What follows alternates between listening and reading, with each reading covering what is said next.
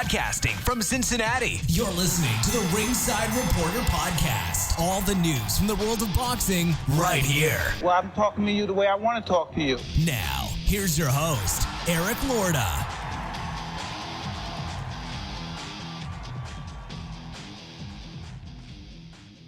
And we are live. Welcome to a very special Friday edition of Ringside Reporter. We are going to talk about the Manny Pacquiao-Keith Thurman weigh-in. We're also going to preview the fight here. Lots to talk about today, man. Lots to talk about today. Let's get right into it.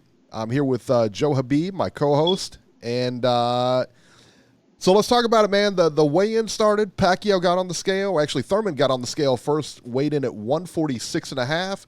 Pacquiao followed suit. Also weighed 146.5. Both guys weighing the same, half a pound under the 47 limit. Both guys look good. I got to be honest, man. Both guys look really good. Thurman looks really intense. Thurman, to me, looks, it's hard to tell. It's hard to tell who has, usually when you get the weigh in, you get a sense on what's going through the fighters' heads and everything like that. When I looked at Keith Thurman looked really ready. He looked really, really ready. When I looked at Pacquiao, he just seemed, he seems there.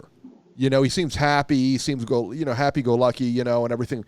But quite honestly, that's the way he always looks at the weigh-in. I don't think that you can really tell much with Manny Pacquiao at the weigh-in because he looks the same every single one. He always looks happy. He's always in a great mood. He's never had to, it doesn't look like he starved himself to cut weight or he wasn't chugging down water afterwards. Looks fine. I mean, he looked really good. He looks definitely in shape. Thurman looked the same way. Thurman looks ready to go, though. Thurman is real anxious to get this fight going. Is he over anxious? I don't think so, man. Both guys, as far as body language, look good. Keith Thurman on the stare down really kind of got in Pacquiao's face a little bit, talked some trash. I think he's definitely getting under Pacquiao's skin. That's one thing I will say, is that he is definitely successfully getting under Pacquiao's skin. Manny Pacquiao never talks bad about his opponents, never. And he says that Keith Thurman talks a lot. He said he talks too much, and he said that he's going to be the teacher on Saturday. He's going to teach him a lesson, that kind of thing. Keith Thurman has gotten under his skin. Now, whether Manny fights different because of that, I don't know. Manny, the big difference to me in this fight is that Manny throws a lot of punches. He's very busy. What is Keith Thurman going to do to offset that? Because Keith Thurman, not as busy.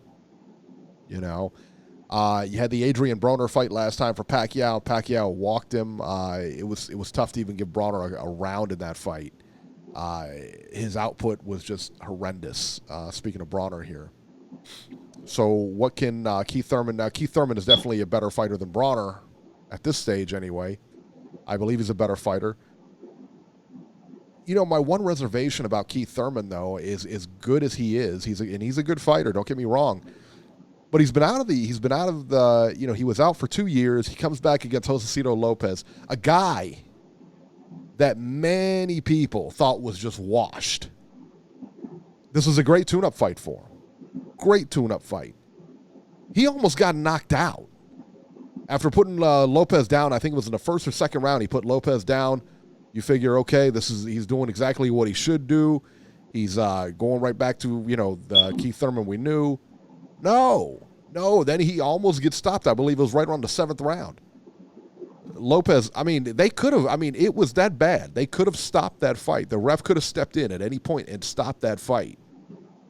He didn't, and Thurman goes on to win the decision and everything like that. That was a close fight, man. That was not a give-me fight for Keith Thurman. That's the thing that concerns me going down the stretch here. That's the thing that concerns me going into tomorrow night. What does Keith Thurman have? Because, listen, man, we all talk about Pacquiao's age. He's in his 40s. We all talk about his age. But, Thurman spent 2 years, but he's been active. Thurman spent 2 years out of the ring, came back against Lopez, did not look great or stellar by any stretch of the imagination. That being said, what does he have left for tomorrow night? I don't know. Against a guy who's been busy, against a guy who can actually fight. You know, is he the same Manny Pacquiao he was? No. And I'll tell you what, credit to Manny Pacquiao, because I was definitely one of the people that said, hey, this guy is washed. This guy is, he's not going to be the same. And as soon as he steps up in class against a top welterweight, he's getting smashed. Well, he did. He stepped up, fought Broner. I mean, listen, man, say what you want about Broner. Broner can fight. Broner can absolutely fight. And he was definitely a top-tier welterweight at one point. Pacquiao murked him. I mean, just walked him, man. Shutout. Looked great in that fight. I do think, though, that Thurman should have enough. You know, this is one of those fights Pacquiao could, Thurman should. I think that Thurman will have enough to win a decision tomorrow night. Now, whether he deserves a decision or not, we've seen that go, too. We've seen it go the other way. Some people thought Sean Porter beat him. Some people thought that Danny Garcia beat him. I thought Danny Garcia beat him. But I think it's going to be one of those things. I think that Keith Thurman will eke out a decision tomorrow night. I don't think he knocks Pacquiao out. I don't think he this could, you know, it could be a lot like the Jeff Horn fight. I don't expect it to get like that physical, but it could. You know, but I think that like I said, I think he ekes out a close decision over Pacquiao. Just my thoughts on the fight as far as the way it's going to go down tomorrow. I think it's a decent fight. I don't think it's a great fight. You know, should you pay for it? I think so. I think so because it's one of those things, man, where you just, you know, the undercard is really good. I think there's a lot of good people on the undercard. That Fox card leading into the pay-per-view is really good too. Caleb Plant's on there. F.A. Ajagba's on there. Good stuff. Good stuff coming from him. So I think overall it's going to be worthwhile because you're not just paying for the main event on this card. You're also paying for the undercard. Ugas and Omar Figueroa is going to be good. Payano's on the card with Luis Neri, who came in a half a pound overweight. Should come as no surprise to anybody. He always comes in overweight, it seems. So, Beeb, let me kick it over to you. What were your thoughts on the weigh-in? Well, I disagree with you on almost every single point. How dare you? I'm on the opposite end. How dare you? I'm on the opposite end of this. Keith Thurman looks like he's really wound up. Looks like he's trying too hard to be cool, too cool for school here. He's corny as hell. He's trying to really intimidate Pacquiao. And Pacquiao's just laughing at him. And Pacquiao is sitting there saying to himself, I've already been here several times. I'm not new to this. This is your first rodeo. I've been on huge pay-per-view events before. I've been in a lot of big money fights because this is Keith Thurman's first go-round, and Pacquiao knows this. So all of a sudden, Keith Thurman is too cool for school here, like I said. I mean, the first thing that Keith Thurman did after he got off the scale was run for liquids. He ran for liquids. He had a big jug of, I don't know what he had. Maybe it was water, Gatorade, whatever the hell it was. Had to have at least been a quart container. Okay? Pacquiao gets up off the scale, and this guy makes weight eating breakfast, lunch, and a snack before the weigh-in. He walks off the scale, doesn't grab anything. Puts his pants on, smiles. Whenever you see a guy smiling and laughing at the weigh-in, that means he had a great, great camp. That means he's comfortable. That means he's in great shape.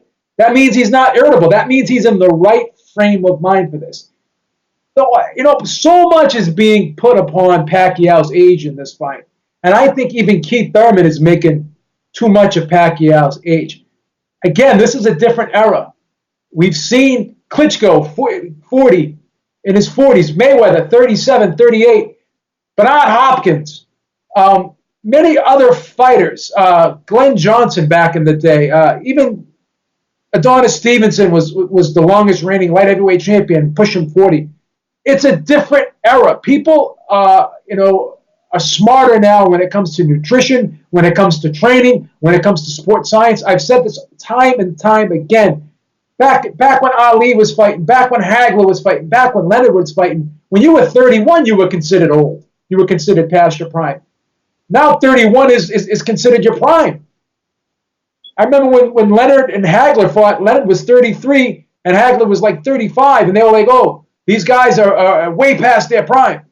And then you had Mayweather when he was 37, still the best pound-for-pound fighter in the world. Again, Pacquiao was elite. Is he elite anymore? No. But does he have to be elite to beat Keith Thurman? No, because Keith Thurman is not elite. Keith Thurman is a very good fighter. Pacquiao is a great fighter. Okay? When you go, there's levels. When you go from elite, the next step down is great. You don't go from elite and it's turn around and be trash. We haven't seen evidence of that. We really haven't. I mean, Broner was a young, solid fighter, and Pacquiao beat him with ease. He beat him 10 rounds to 2 on my card, maybe 11 to 1. He schooled Broner. Okay. That being said, Broner was on the slide. No, I don't know. That's Broner's Broner. I mean, that's not a prime Adrian Broner. Well, was Adrian Broner ever in his prime? What is Adrian Broner's prime? Still, I don't know that he had a prime. Guy's still in his 20s, Eric. Yeah, but I mean, you remember? I mean, like we see fighters all the time, but we see fighters all the time that get old in front of us that are in their 20s and 30s. Whether you want to, whether it's old, because Broner's not old. Broner is just Broner, and that's just Broner. That's just how he fights. I mean, Broner's always been the same. The only thing that's changed about Broner is his opponents. When he moved up in weight, he wasn't as effective because he wasn't the weight bully anymore. Once he wasn't the weight bully anymore. But Pacquiao's not a big guy. Pacquiao's 40. This is the perfect opportunity to be able to have a breakthrough performance against an old veteran. This was the passing of the guard opportunity that was not capitalized by Broner. Again, Pacquiao has lost some, but has he lost enough where he is not a threat anymore? Absolutely not. When you're saying that Pacquiao throws more punches than Keith Thurman at 40 years old, that's not supposed to happen. So, that in itself is an anomaly. Because when guys get older, like Hopkins got older, Andre Ward, these guys started changing their styles as they got older. We've seen lots of other fighters. Klitschko changed his style. He slowed the fight down. Adonis Stevenson slowed the fight down. This guy's 40. He hasn't slowed the fight down. This guy still can fight full speed ahead, top level. Okay? Again, I will say this 1,000 times.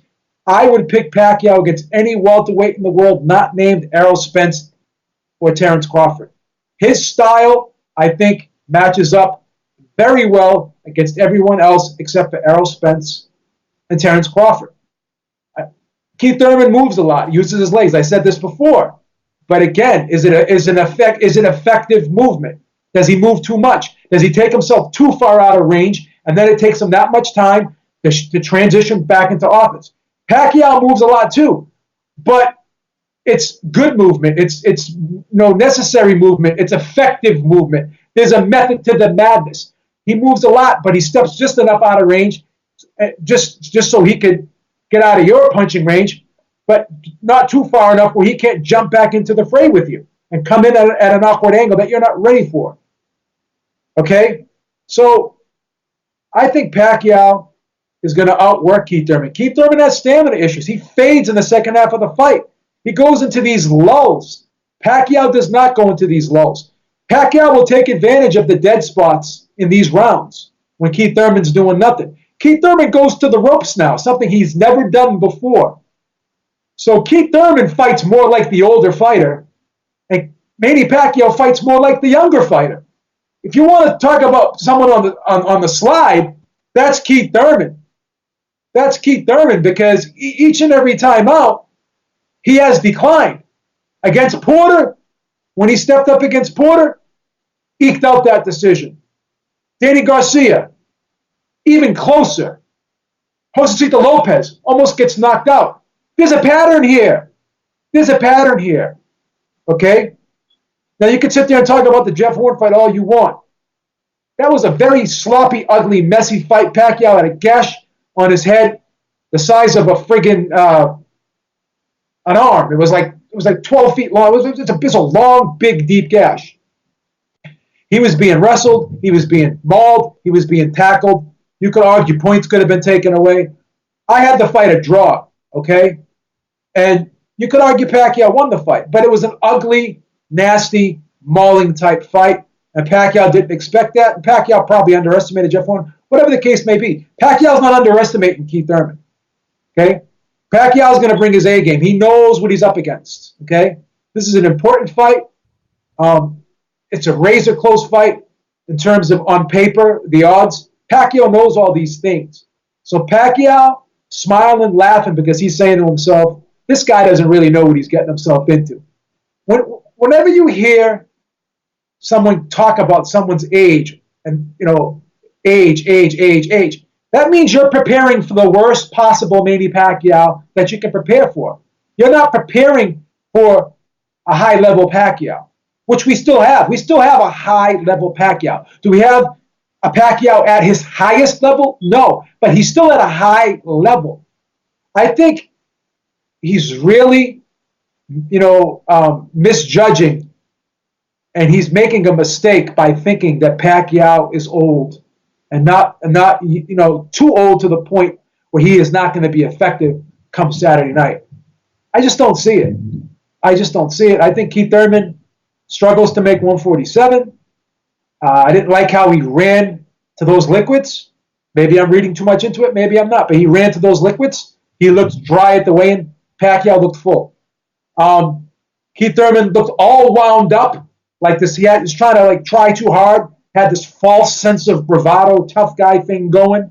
You ain't going to intimidate Manny Pacquiao. He's been in there with a lot of great fighters. This is nothing new to him. This is new to you. So I honestly think Keith Thurman is so wound up. He's got a lot of built-up energy, nervous energy.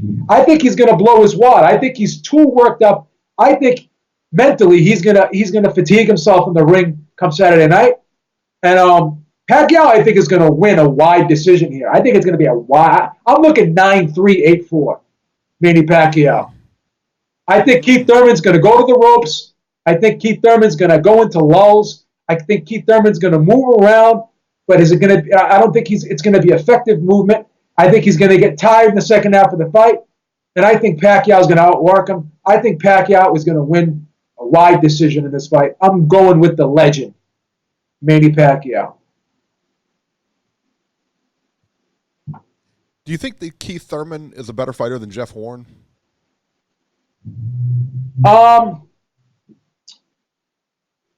Honestly, given the fact that, I think he has more talent, but sometimes in a fight, more talent doesn't mean you win. Does Jake LaMotta have more talent than Sugar Ray Robinson? No, but he beat Sugar Ray Robinson. I'm going to be honest with you. I could see Jeff Horn beating Keith Thurman. I could. I could see this version of Jeff Horn beating Keith Thurman. But styles make fights. As you said before, combat math doesn't always work. So I don't think the Manny Pacquiao that showed up for Jeff Horn will show up for Keith Thurman. I think the Pacquiao that showed up for Adrian Broner will show up for Keith Thurman. I think he took Jeff Horn lightly. That he took Jeff Horn lightly going to Australia? Yes. Fighting in a guy's back? 110%, because who the fuck is Jeff Horn? He was a nobody. How dare you? He was a nobody. He's from Australia. No disrespect to Jeff Horn, but I'm just saying. Sounds like this. I'm just saying what you said. I'm saying what Robbie said. You were saying the same thing. Who the fuck is Jeff Horn? I was never saying that. I think I picked Jeff Horn to win that fight, Beeb. But getting back to reality, in all seriousness, when you're going in there with a guy that you don't even know, that you've never heard about, that's not held in high regard. And I'm going to be honest with you. I think Anthony Joshua took Andrew Ruiz lightly too. I think Anthony Joshua is going to win the rematch. I think when you underestimate your opponent, you don't go in there thinking that you try not to do that, right? But you just look at a guy and subconsciously you see something and you take an opponent lightly, whether you intend to do it or not. Some guys just can't get up for like it was probably hard for Manny Pacquiao to get up for Jeff Horn. I don't think it's hard for Manny Pacquiao to get up for Keith Thurman. It was hard for Anthony Joshua to get up for Andy Ruiz. It was. Will it be hard for him to get up for him the second time? No. So I'm being honest. That Jeff Horn fight has no bearing on this fight because Keith Thurman fights nothing like Jeff Horn. Keith Thurman's not a... He doesn't. He's not... He doesn't. But my point is Jeff Horn is a B-level fighter. Keith Thurman is not a B-level fighter. No matter what you want to say about him, anything like that, you cannot call him a B-level fighter. What's your definition of a B-level fighter? Like Jeff Horn was a ranked contender. I think, and it pains me to say this, I think Adrian Broner was a B-level fighter. I'm going to be honest with you. And I've had this conversation with the tons of people. When you go on BoxRec and you look at welterweights, and you look at how many welterweights are registered in the world, how many registered welterweight boxers are in the world? Mm-hmm. Probably about 4,000. Mm-hmm. So when you're in a group of 4,000 fighters, okay, and you're in even the top 20 of that, or the top 15 of that. Honestly, like if you graduated the top 10th in your class, top 15th in your class, would you be considered a substandard student? No. So when people say B level, a substandard student, no. A substandard fighter, no. But when people say... But there's levels to this. There's levels to this. Floyd Mayweather's on a different level than Adrian Broner, no? He's elite, but Adrian Broner... Andre Ward is on a different level than... But what I'm trying to tell you is Adrian Broner and Jeff Horn are world-class fighters. They are. No question about that. So was Oliver McCall a better fighter than Mike Tyson? No. Then how did he knock out Lennox Lewis and then Lennox Lewis knocked out Mike Tyson? Well, again, combat math doesn't work, and I'll tell you why. But you just tried to use it though. But you just tried to use it in this situation. Tyson was a washed fighter when he fought Lennox Lewis, and we both know that. Was he a washed fighter when he fought Holyfield? I believe he was. Yeah, I believe he was. He was at least on the slide when he fought. This is the problem. Not the same. This is the problem that we have now because we talk about people's primes in boxing. Okay. Now, careers are circumstantial. You could be 25 years old, you can get punched in the face, and you could have an underlying brain injury that you never even realized you had. And you could continue fighting. And maybe it never surfaced on a medical exam. You're 25 years old, okay? You suffered unfortunate luck. But again, when you were 23, you were on the top of the world. At 25, you had a rough fight, and you suffered damage, and you just went ever the same. Now, another guy doesn't have that same problem, and he continues to maintain, like Floyd Mayweather, for instance, Bernard Hopkins. These guys have styles that they could use that they were able to transcend effectively into their later years.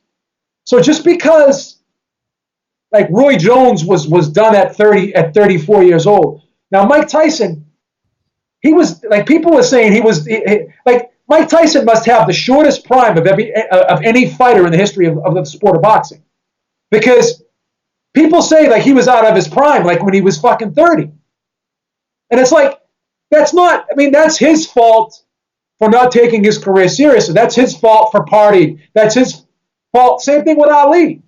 Ali was a different fighter when he was in his 30s, like 31, 32, because he didn't like to train. So again, right. You don't judge a fighter and just say, you don't make excuses for a fighter saying, well, this wasn't the best of him.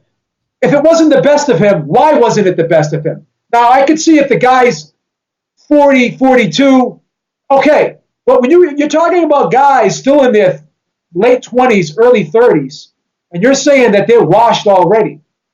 Is that because of age, or is that because of the mishandling of their careers due to their own issues? Well, it could be either. It doesn't matter. So we don't. Why does it matter why? It matters 110% why. Because we don't punish the guys that did the right things, that took care of their bodies, that trained properly. So now these guys have it. So when Mayweather's 37 and then he beats a 24-year-old Alvarez who had 40 fights under his belt, beat Austin Trout, then we say, oh, well, Mayweather fought a guy who was green. But people forget that Mayweather was 37 years old. How many people who are 37, go pick a 37-year-old off the street and put him in any type of athletic competition with a 24-year-old. Does the 37 right, but Does the 37-year-old compete as well as a 24-year-old? Abso-fucking-lutely not. So we don't punish people who took care of their bodies, who were smart, who didn't slug it out. So now we have these other people who pissed their potential away, with all due respect, who didn't maximize their genetics, didn't maximize their talents. In other words, they undermined their own human potential and their own God-gifted talents. So we make excuses for them and say they weren't in their prime. No, they mishandled their careers. Manny Pacquiao didn't drink, didn't smoke, didn't party really, lived a clean life. Adrian Broner, who's 12 years younger than Manny Pacquiao, lives a shit life. He parties. He blows up in weight. Keith Thurman goes off on vacations, gets up to 180. Manny Pacquiao walks around at 150 pounds. When he fights at 147, he takes a shit and he can step on the scale and make weight. So we don't punish people who did the right things, so then we make excuses for people who. What is your? I don't understand your. Well, my point is, you say that these guys are out of their. Ambitious Wolf, thank you so much. We appreciate. You're saying guys are out of their primes, but but then I show you examples of people who are older than these guys, who are still considered to be in their primes. So I think it's in other words, I think this whole thing about prime is I think it's objective now, because people. I don't think it's objective. Of course it is. Of course. So Eric, how can somebody in their late 20s not be in their prime anymore? When you're 27, 28 years old. Is Pacquiao in his prime right now? No. But because you're saying Adrian Broner's not in his prime. My point, right. He should be in his prime. He's in his late. But he's not. But he should be, because he's only 28. But he's not. He's 28 years old. That's the point. He's not in his prime. He is in his prime. He should be. He is in his prime. But you know what he did? He undermined his talents. He screwed up. Right. It doesn't matter why he's not in his prime. He's not in his prime. But he is in his physical prime, Eric. He's 28 years old. A man is in their physical prime when they're 27, 28 years old. That's the peak of a man's potential. So when you're telling me a 27, 28-year-old guy is not in his prime anymore, whose fucking fault is that? It's the guy's fault. Because he should be in his prime at 27, 28. And a 40-year-old person should not be able to run fucking circles around a 27, 28-year-old person. And that's what this motherfucker did in his last fight. It's not normal, Eric. It's not normal. So you're saying this guy's 40 years old. Okay, my point is, he's not a normal 40-year-old person. He's not a normal 40-year-old person. We're talking about him like he's a normal 40-year-old person. He is not a normal 40-year-old person. He's an anomaly. He's an anomaly. He can go out there and still beat the fuck out of 25, 26, 28-year-old fighters. And you're going to see that tomorrow when he beats Keith Thurman, because he is not a normal 40-year-old. Keith Thurman doesn't do the things Manny Pacquiao does. Hasn't done the things Manny Pacquiao does. Hasn't done the elite fighters are elite not just because they're gifted. You know why they're elite? Because they've taken their careers to the next level. These other guys like Broner going to strip clubs, drinking, getting drunk, getting in domestic violence cases. Manny Pacquiao's home fucking sleeping, training, taking care of his family, and these other guys, Keith Thurman's out fucking around. He trained for Josecito Lopez at Planet Fitness. What fucking world-class fighter trains for a fucking fight at Planet Fitness? Floyd Mayweather. That's a fucking disgrace. Floyd Mayweather trains at 24-hour fitness. He's trained there for years. Eric, he trains. He does. Go look it up. Go look it up. It's a well-known He does his boxing training at the Mayweather gym. And Thurman does his boxing training at Planet Fitness. He was making fun of himself, saying, "I fucking trained for this fight at Planet Fitness," joking that he totally had a shit camp for Josecito Lopez, okay? Because he didn't give a fuck. World class, like elite fighters don't do that, Eric. That's what I'm trying to tell you. You're making excuses for these other guys. Pacquiao's not a normal 40. He's just not. You can't. Who am I making excuses for? Broner. I'm not making excuses for Broner by saying he's out of his prime. But he's really not out of his prime. He fucking pissed his career away is a better way to say it. That's fine too. Either way, he's out of his prime, right? No. If I take a bunch of drugs, if Broner takes a bunch, if we have a fighter who's 25 and he just gets strung out on drugs, all right, and he can't really, he can't function anymore, this and that, and he's 26, are you still willing to say he's in his prime? No. Why? Because he flushed his prime. Okay, it doesn't matter because he's out of his prime. He's in his physical prime if he cleans his life up. You can't sit there and tell me a 27-year-old boxer is out of his fucking prime. Prime is age, Eric. Prime is a time frame. Prime years. You talk about prime, when we talk about prime in boxing, you know what we talk about, that the fighter is still capable. So you're saying Adrian Broner fighting on a level. So Adrian Broner is a shot fighter. Man, I don't know. I know he's not in his prime, I'll tell you that. Put it that way. I would have a hard time putting money on him, put it that way.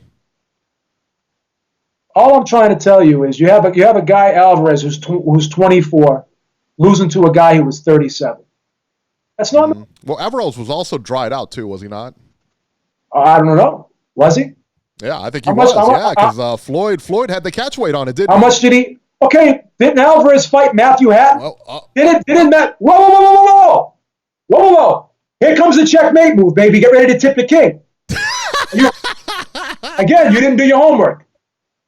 Didn't Alvarez win the title at junior middleweight at 150 pounds against Matthew Hatton at a catchweight? I don't know. You should know because that happened. I do know. That's a difference. I hear what you say. He fought Matthew Hatton at 150-pound catchweight. I don't know, man. So there you go. And he also defended his middleweight title at 155-pound catchweight.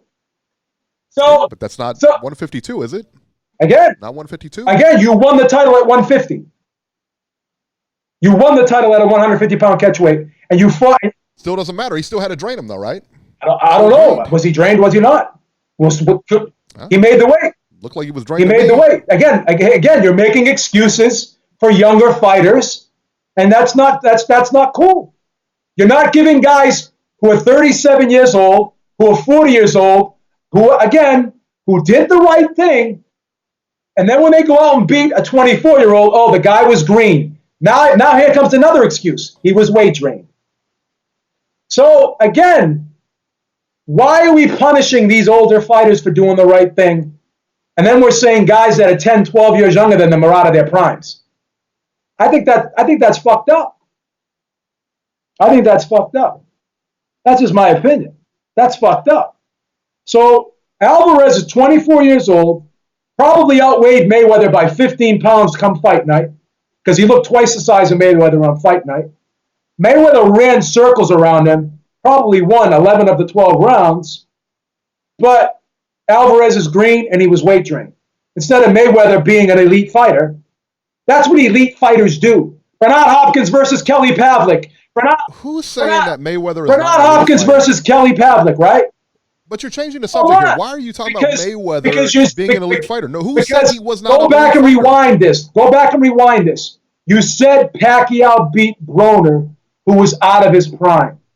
To me, that sounds ridiculous that you're saying a 40-year-old fighter fought a 27-year-old fighter, and instead of saying the 40-year-old fighter's out of his prime, which you probably did say, you're also saying I absolutely. You're also saying that the 27-year-old fighter is out of his prime. That's a fucking. After watching the fight, yeah. But you can't. That's a snapshot in time. That's where you. So all of a sudden, the guy has a bad performance. Now you're saying the guy shot. Adrian Broner could still beat a lot of welterweights out there. Who? He could beat freaking. Who's he beat? Who? What top tier level guy? Americani could beat. Oh, he could beat fucking. He could beat Ugas. He could beat Ugas. He could beat Yordan Ugas. He could beat Jamal James. Come on. He could beat Jamal James. He can't beat Jamal Yes, he can. James. He can't beat Yes, Ugas. he can. Yes, he can. No. Yes, he can. No, yes, son. he can. Come on, son. Yes, he can. Come on. You're being obtuse. He can beat those guys. No. What's the odds on those fights? What's the odds on it? About the same as me beating those guys. I disagree. So when Mikey Garcia fought Adrian Broner, Mikey Garcia was a 3-1 favorite. So you're saying those guys are going to be more than a 3-1 favorite over Adrian Broner? You're wrong. Odds make those fights. Those fights would be close to pick'em fights trust me, I gamble. Those fights would be pick'em fights, Eric. Adrian Broner, you're trying to tell me that Adrian Broner cannot beat anybody in the top 10 at welterweight right now? I don't think so. No. I mean, I disagree. It depends on what top 10 where. Top 10 where. D Style, thank you so much. Top 10 at welterweight. You're saying he cannot beat any top 10 guys at welterweight right now? Top 10 according to ESPN, according to Ring, either one. Either one. I mean, we can't take like IBF, and we would take IBF. Listen, I know what you mean. Bottom line is, I know what you mean. And no, I don't believe he does. I disagree. I really totally disagree. I totally disagree. Adrian Broner is still in his prime, Eric. He just pissed his career away. That's his fault. Okay, that's not in his prime then. Why? Simple. So when was he? You know what in your prime means, so was he in his prime? Was he in his prime when he fought? You're being silly. No. You're being silly on this question. You sound ridiculous. Because you sound ridiculous. In your prime you sound means. Ridiculous. Telling me at 27. You sound ridiculous because you know what in your prime means. No, Eric. Because you're a boxing guy. Eric, no. Because when? Yes, so when was he in his prime? You can't be a boxing guy 1 minute and a doctor when the was next he in his minute. prime? When was he in his prime? What years? So as soon as a guy loses, he's not in his prime anymore. You just said a 27-year-old fighter is not in his prime anymore. That sounds retarded. It sounds fucking retarded. It doesn't matter because it is. So this guy is shot at 27. His career's over at 27. He's never. I'm saying he's not in his prime. Not in his prime is not the same thing as being he's shot. Never been knocked out. He's never been knocked out. He's never suffered any physical damage. He doesn't slur his words. He's not stuttering. He is still in his physical fucking prime. There's nothing fucking wrong with the guy. You know what's wrong with the guy? He doesn't fucking train. That's his fucking fault. That's the point. Well, that's what makes him out of his prime. That's the point. That means he is not fucking take advantage of his full fucking potential. He is in his fucking prime as a human being. He's in his prime years. He doesn't fucking take his career seriously. That's his fucking fault. You're talking apples and oranges. You're talking apples and oranges. Because he never. A prime as a human being, Eric, yeah. Of course, is he his prime as a man? Yeah, probably. Is he his prime as a fighter or an athlete? Eric, no. He is doing the same things now that he did when he was fighting guys in the lower weight classes. Who? Broner. Who? You talking about Pacquiao or Broner? He has always been a fuck up when it comes to taking his career seriously. He was able to get away with it early in his career because he didn't fight guys that were as skilled as he fought when he moved up. So now Finally, he started. His bad behavior caught up with him. That doesn't mean he's out of his prime. That means he pissed his career away. You can't sit there and tell any human being. You can't sit there and tell. So you're going to sit there and tell me Adrian Broner at 27 years old is out of his fucking physical prime. That's retarded. I'm sorry. Dude, Prime. You're being seriously. You're being obtuse about this because you No, know. you're Because being ridiculous. You're being intellectually dishonest is what you're doing because you know what I'm talking about when I say prime. Okay, so we can't have an athlete that's shot at 26? Depends if he has injuries or not. No, we cannot. Why? According to you, because he's still in the prime of his life. We're talking about athletes being shot. Athletes being out of their prime. Not men being out of their prime. Not people being out of their prime. Eric, you're telling me that a 27-year-old man is out of his physical prime. That's fucking wrong. It's wrong. I'm saying athletically, he is not the same fighter as he was. Eric, he's always the same fighter as he was. He just got exposed by other fighters. He always was he always fought the same way. He never changed his style. So you know what the problem with Adrian Broner was? He never learned and never developed his skills. He got by. And everybody passed him by, which means he's out. No, it doesn't mean he's out of his prime. It means people picked up on his style. They figured him out, and his style is no longer effective anymore against people. Right. And he's not what? The same? He is the same fighter. He's the same fucking fighter. He's not. He's the same fighter. The only thing that's changed is his record. His record has changed. He's the same fucking fighter. He always fought this way. He always fought this way. He just was able to get away with it. Now he can't get away with it anymore. So let's do what you're saying. So if somebody figures out somebody's style, and they develop all other fighters develop a blueprint to beat somebody, that doesn't mean the guy is out of his prime. You know, it means he's washed. No, you know what that. Which means what? You could say it doesn't mean he's out of his prime. It means that people have figured him out and his style is no longer effective anymore. You know what it means? It means he has not developed, he doesn't have a plan B. He's not intellectually armed to compete at a higher level. He is not at an elite level. He fought an elite fighter, and an elite fighter beat a very good fighter, and age had nothing to do with it. It was because this guy is not a normal 40. You said Adrian Broner was going to beat Manny Pacquiao. You picked Adrian. Yeah, I did. So now Adrian Broner. So Adrian Broner wasn't out of his prime. He wasn't washed before he fought Pacquiao. Now he loses to Pacquiao, and now in one fight, you're saying the guy's washed and he's out of his prime. That's a fucking joke. That's ridiculous. After one fight. No, I'm not saying that after one fight. I'm saying that after a series of fights. He has not looked the same. Then why did you pick an out of prime? So then I should count on you next time Broner fights to pick Broner, huh? Because he's in his physical prime. He's a good fighter. He's still right. You know, right? Because styles will always make fights. I break down styles. Should be able to. He's in a physical prime, so hey, he should walk anybody. Right? I break down styles. As long as he's younger than the fighter he fights, he should walk that guy. Certain styles will never beat certain styles. Never. Right? That should be it. That's your logic. What are we betting on it? What are we betting on this tomorrow? What? Pacquiao-Broner? Or Pacquiao-Thurman?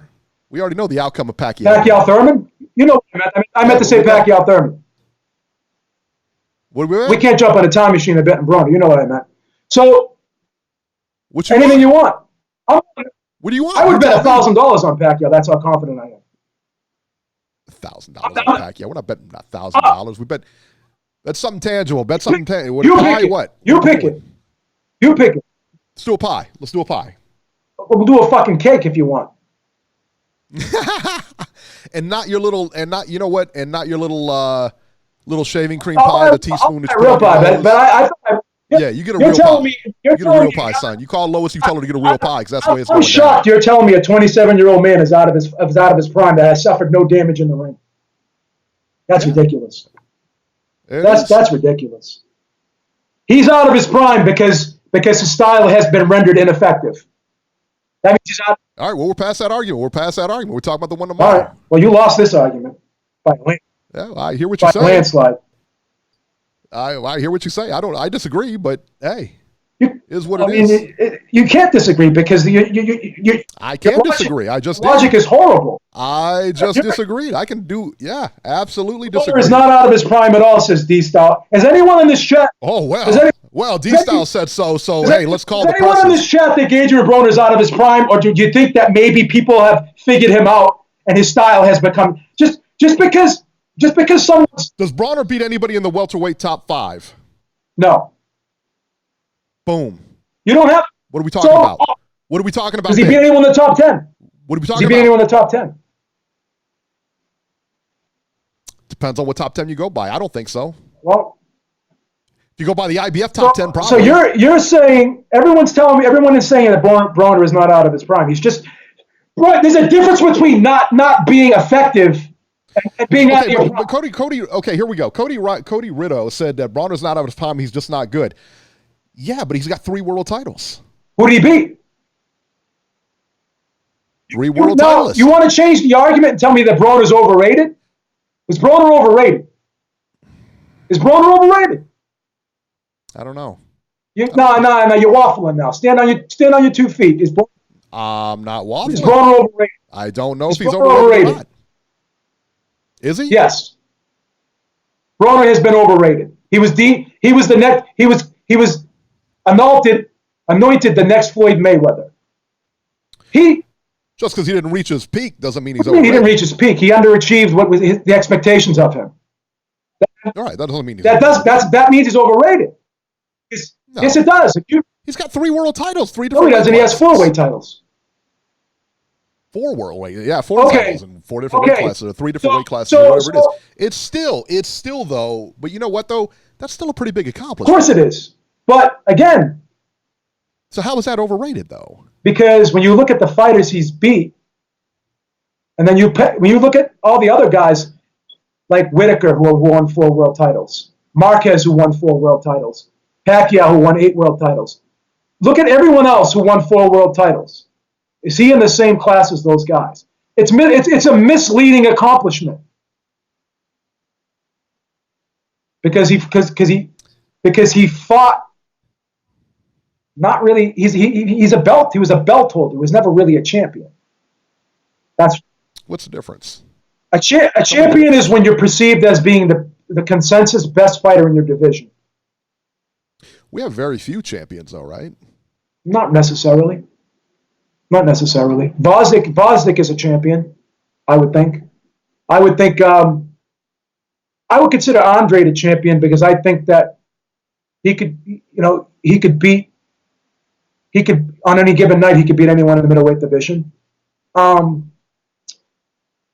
Malignaggi was a belt holder. He was never really a world champion. He was never, when you're thought of as when there's an argument for you being the best, like there's an argument for Vosdik being the best, there's an argument for Beterbiev being the best. There's never Usyk was he's a champion. So some guys are belt holders, and they're not really thought of as the best in their division. I don't know. I mean, to me, if you got the belt, you're a champion. Yeah. It takes a lot to get the belt. It depends. And anybody out there saying different, you got to be kidding me. George used to said, Eric, you're asking the difference between a title holder and a champ. Are you serious? Eric, I am. Because there is a difference. Because listen to me. If you're Usyk is the unified champion. There's no question about that. But yeah, what's the difference between he's you don't know what the difference? You don't know what the difference is? So when someone someone vacates a belt, and then you have 2 guys you never heard of fight for a vacant title, or you have a champion fight a guy who's ranked number 6 by an organization who really shouldn't be ranked number 6. He wins a vacant title over that guy. So you're going to say that's the same thing as beating Anthony Joshua for the title? You're going to compare the two? I can tell you this. You ask anybody who's won a belt. You can't compare the two. You ask them if they consider themselves a champion. Doesn't matter what they think. It matters what the public thinks.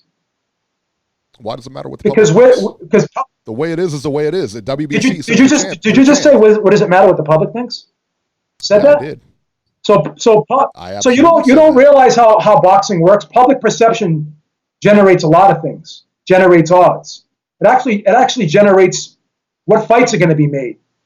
To sit there and we've already had this discussion before. Public perception, I think you totally underestimate and you dismiss what public perception, how valuable public perception is. It means a lot. It means a lot. Public perception is a big part of the sport. If you're not, it is a big part of the sport. There's no question about that. But if the IBF says you're a champion, does that mean you're not a champion? No, they don't have IBF belt holders. That means you're their champion. But are you thought of as the champion? Are you the champion? I don't know. Depends. So you're going to sit there and say IBF doesn't have belt holders. WBC doesn't have belt holders. So let me ask you this. They have champions. So if two guys fight, so when Terrence Crawford fought Jeff Horn for the WBO title, right? Or not even that. Let's use an example. When you have when someone vacates a title, and you have one, we've seen it several times that you'll have for instance, Canelo Alvarez when he won his first title, the junior middleweight title, right? When he fought Matthew Hatton, okay, at 150-pound catchweight, you're going to sit there and say that winning that title means the same as if he was to fight Mayweather for Mayweather's WBA junior middleweight title and he beat Mayweather. If he beat Mayweather, he would be considered the champion. When he beat Matthew Hatton, he was considered a belt holder. That's the difference. You have to be able to figure that out. You have to be able to figure that out. It's not what I'm saying. That's public perception. I get that. But you have to be able to figure that out. But you're saying that Broner was never a champion. He never was. He was a belt holder. Come on. Semantics. No, it isn't semantics. No, it isn't semantics. It is. Name. So who's a champion? Errol Spence or Terrence Crawford? Who's a champ? Can only be one. There's an argument that can be made for either one. They're both in the conversation. They're 1A and 1B, brother. There can't be two. They're 1A and 1B. There's one better. There's 1A and 1B. Who is it? Who's the champ? Some people think there's enough people that think Errol Spence is, and there's enough people that think Terrence Crawford is. So when you have a situation like that, you have an argument. Does anybody think Keith Thurman is? No. Nobody? Keith Thurman is not the man at one. No one thinks Keith Thurman is the man at 147. He's not the consent. No. All right. No. Will he be the man after tomorrow? No. What if he beats Pacquiao? He won't be. No one, unless he beats. You said he won't beat him? No, he won't. He won't be the man. He won't be thought of the man. He won't be the man. So what's he got to do to be the man? Would you pick him against Terrence Crawford? No. Would you pick him against Errol Spence? You answered your own fucking question. What are you asking me for? How is it? How did I answer? You answered your own fucking question. What are you asking me for? How is that possible? You answered your own fucking question. You answered your own fucking question. What are you talking? No. You just asked me. You just asked me, would he be the man? How would he be the fucking man? Would he be the man? You just said. You're saying because there's two champions now. You're saying because there's two champions now. Now you're saying that. Okay, you're saying there's two champions. There's three champions in the division. That's my point. You just answered your own question. That's the point. You just answered your own question. Why? Because I have an opinion on who's the best. No, because that's not answering my own question. That's the consensus. I know what the consensus opinion. Why don't you tell me what public perception is? Because you're so in tune. Why don't we talk about public perception? You must be living under a rock if you don't know that Keith Thurman's. Who's the guy then? You can't even give me an answer. You give me two guys. Who's the guy? My opinion, Errol Spence's. But there you go. All right, that's what I'm talking about. 50-50. Stop waffling. It's 50-50. 50% of people think Errol Spence is. 50% of the people think Terrence Crawford is. Nobody. You think Errol Spence If we took a poll right now, and we put Errol Spence, and we put Terrence Crawford, and we put Keith Thurman in it, would Keith Thurman win that poll? in any form. And if you say I don't know, then I can't fucking talk to you. I can't have a discussion with you. Do you think we took a poll right now? If you took a poll right now, you think people would pick Keith Thurman as being the man over Errol Spence or Terrence Crawford? Yes or no? Do I think anybody would take Keith Thurman over Terrell? No. Do you think he would? Do you think he would win that poll? Do you think there would be any poll out there that he would be on? He would be number one. Okay, then you answered your own fucking. I don't know. You answered. No, you do know. You just said yes. You just said yes. You can't say I don't know everything. You have to have a fucking opinion. It's an opinion show. Well, you don't have an opinion, so what's the matter? I do. I said Errol Spence is, but I think. It took you like 5 minutes to get bullshit. there. I've always said Errol Spence. Doesn't take me 5 minutes to do anything. It did. Doesn't take me 5 minutes to do anything. It took you 5 minutes to get to that answer. Doesn't take me 5 minutes to do anything. I can do anything at any time I want. In a matter of seconds. I'm like the Flash dude. I know what I believe in. I don't say I don't know. When I'm asked a question, I don't say we don't know, I don't know. I have an opinion. I'm not afraid to put it out there. My balls, I take my balls and I put them on the fucking table. My balls hang. My balls fucking hang. Make the poll. Make the poll. Make the poll. You're going to sit there and tell me you don't know the difference between a belt holder and a champion. Like I said, if I'm the IBF and I get the belt, I'm a champion. If the IBF gives me a belt, then I am the champion. I would consider myself the champion. You're being a contrarian. I don't believe it. I don't believe. Not being a contrarian. You're just taking the opposite side. Not being a contrarian. So you don't consider certain people just so is Jaime Munguia the man? Like is he a champion at 154 or is he a belt holder? Would you consider Jaime Munguia? If he's got a belt, here's where I would go. The WBA champion, or if they have, how they have the regular belts. Those guys, I don't consider the champion. If you have a WBA champion and a WBA regular champion, the champion is the champion. The other guy, not the champion. That's the only place I would draw the line. If you have a belt, you are considered the champion.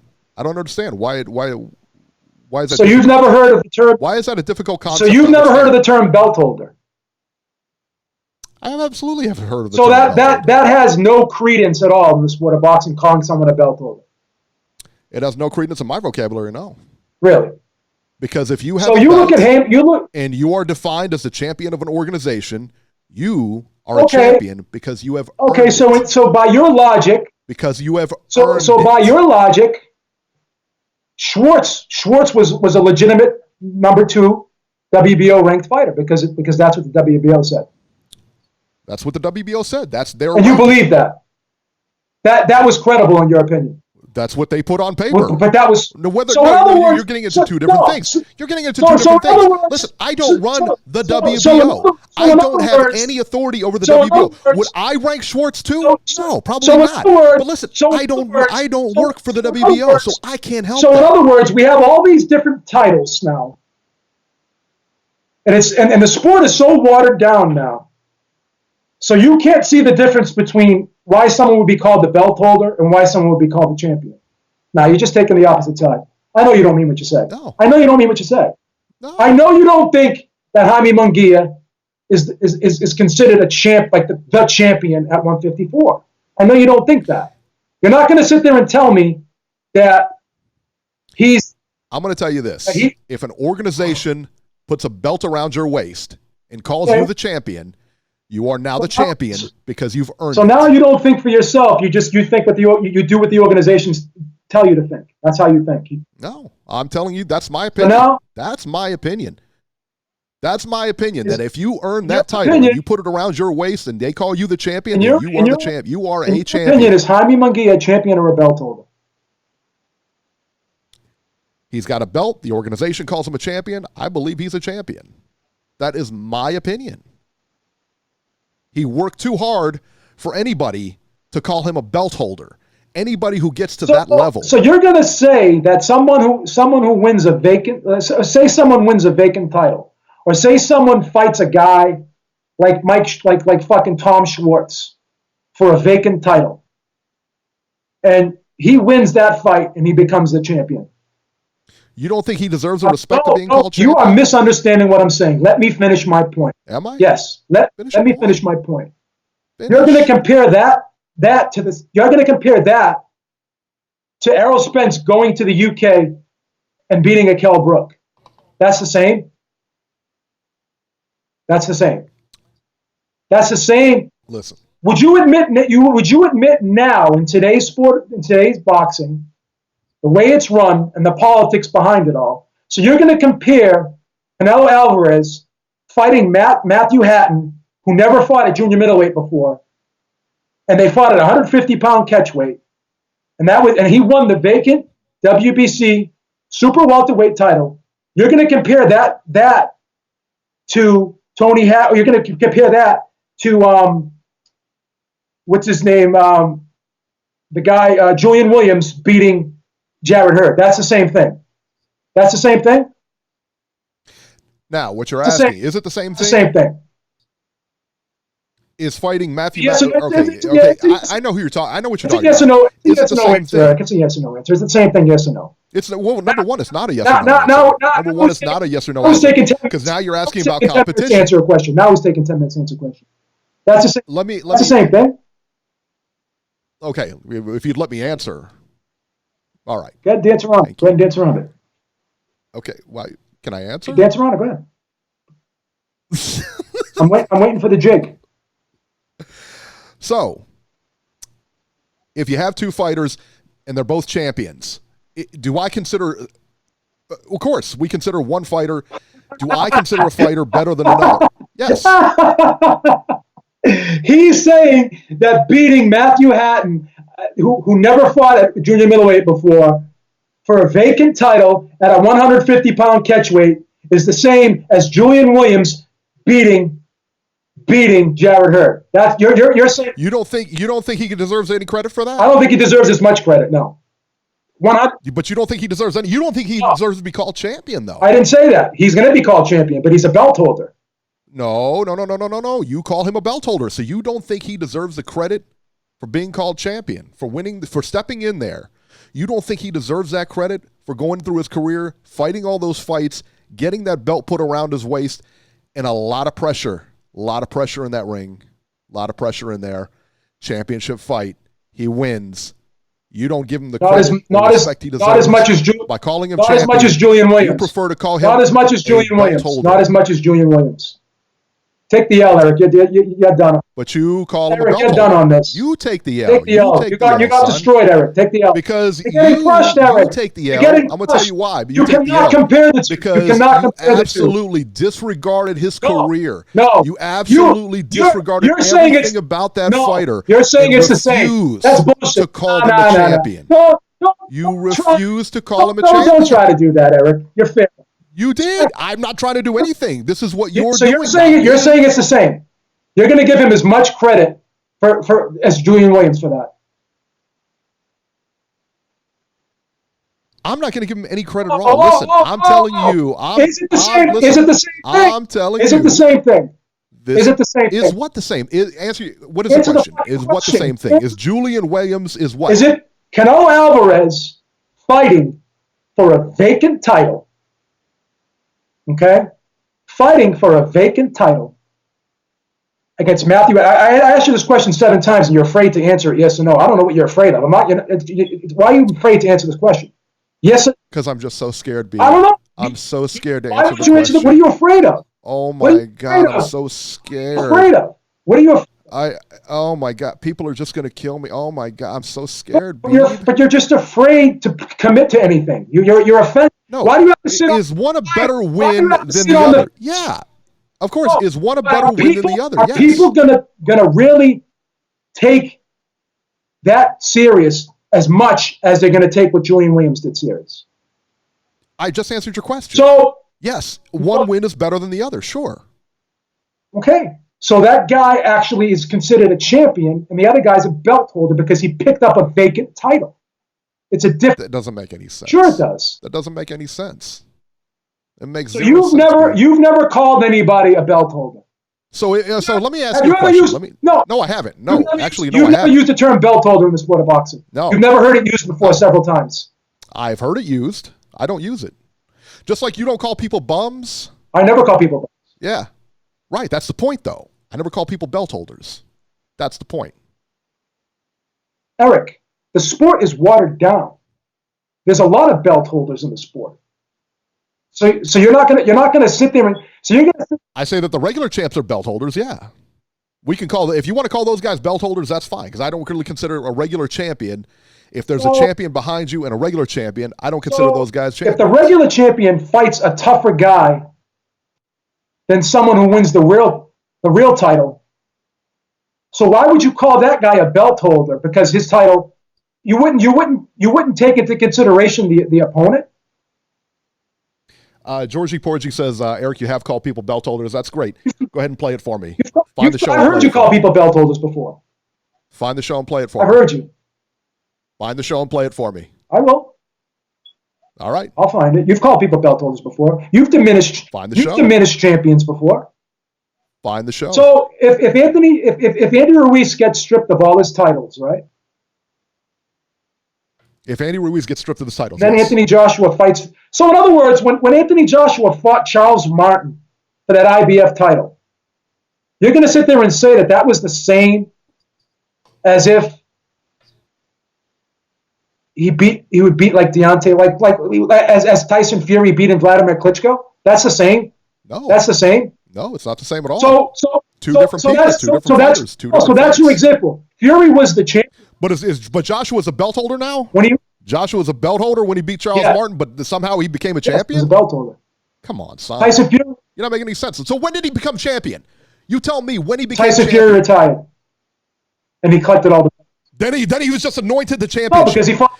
So he was sleeping, and as soon as Tyson Fury said, I'm done, Anthony Joshua was the guy. When he beat Klitschko. Come on, son. You know how ridiculous that sounds? He beat Klitschko, he was considered the champion. Stop it. You know how ridiculous that sounds? You didn't think he was the... Stop it. So when he retired, Did you think he was the man? Did you think Joshua... When did Wilder become the champion? Did you think Joshua was the man before he beat Klitschko, yes or no? I thought he was. Before he beat Klitschko. Absolutely. I thought he could beat Wilder before he beat Klitschko. You thought did you think he could beat Fury? I thought when he beat Charles Martin, he could have beat Wilder. Based off of that. I really did. No, I really did. Now whether he can beat him now or not. Did you think he could beat Fury though? This is a bad example. I was always real high on Joshua. No, it's not a bad example. Because it is a bad example because I was always real high on Joshua. You can't compare Tyson Fury beating Vladimir Klitschko for the title to Anthony Joshua beating Charles Martin. So you answer my question. So when Tyson Fury retired, Anthony Joshua was in bed sleeping, and all of a sudden he wakes up and he's the champion? He's the guy now. In my opinion. Really? In my opinion. Really? In my opinion, if you let me answer the question. He needed to beat a guy. He needed to beat a guy like Klitschko before he start dancing. He needed to beat a guy like Klitschko. I'm answering the question. I don't fucking say I don't say I don't know. I'm not afraid to commit to myself. People who say I don't. Well, you're taking a long time to answer. I thought you could do it. Because you interrupted me 15 times. We can fucking go all day. You want to go all day?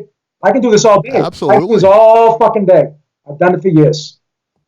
We can do this all fucking day. He became the man, in my opinion, when he beat Klitschko. That's when people started taking notice. And that's and everyone will answer that question the same way. I don't know about that. Yeah. I don't know about that. Well, when did Deontay Wilder become the man? When he beat probably Luis Ortiz, in my opinion. That's when, for me, he did. So then he's the champion. So an argument can be made for Wilder or Fury right now. And Ruiz. Fury's got no belt, right? No, he doesn't. But I think but he's a champion. I think he's the best fighter. D-Style, thank you so much, man. We appreciate it. I think he's the best fighter in the division. He's not the champion. I don't even think he's the lineal champion because he retired. I'll answer any question you want. Answer any question you want, and I will never say I don't know to anything. I'm not afraid. Congratulations. Thank you. Appreciate that. I'll take that. Thank you, man. All right. Now you're learning. Good man. All right. I think we're going to agree to disagree on this topic. I don't think there's any question about that. I think we're just going to agree to disagree. You got destroyed in this argument. I think you got destroyed. No, you got destroyed. It's my opinion. You have your opinions, obviously. Why can't I have mine? Because my opinion's better. Well, that's your opinion. My opinion makes more sense. my opinion says I'm better. No, because you don't really have an opinion. You just take the opposite side. Being a So what's the difference? but being a contrarian. So if I don't agree with you, so let me ask you. So if I don't agree no, with no, you, no, then I'm a contrarian. No, because you contradicted yourself. Because you used the term belt holder before. Ambitious Wolf loves you in the chat. Ambitious Wolf absolutely loves you. I Eric, think like you don't. if that's a chick, Eric, you better go my out opinions. with her. I'll tell you what, 'cause he's acting like a chick. My opinions are more well thought out and better explained. I elaborate more because I use examples. You say I don't know to everything. Do you think Sean Newton would think so? Yeah. Yeah. Yeah. Yeah. It's a big L for you, Eric. Of course. Absolutely. It's a big L. Trust me. Absolutely. Because you know why? You know why your argument gets shot to shit? Because you've used the term belt holder on this fucking show before. You've said Find it. You've said it. Find it. And you just admitted. Just admitted you used the term belt holder before. Earlier on this show, you said you used the term belt holder. You said I used the term belt holder for WBA regular champs. It's just Wolf equals Lois. You just said it. You just said it. I said if you want to use the term belt holder, no, you used it. You can apply it to regular champs. You use it. You use the term. Find it. Okay. Find it. All right, I'll find it. Go search through the hours of tape. Because you said it many times. Georgie, if I said it many times, Georgie in the chat, if I said it many times, great. Go find it. Post it. Prove me wrong. Prove that you didn't say it. What's that? You didn't say it. How are you going to prove it? I didn't. How do you prove it?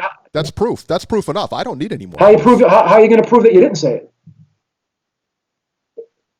How am I going to prove that? Because we have 10 people in the chat that watched the show that said you did say it. That's great. We'll find me the tape. So we're all lying then.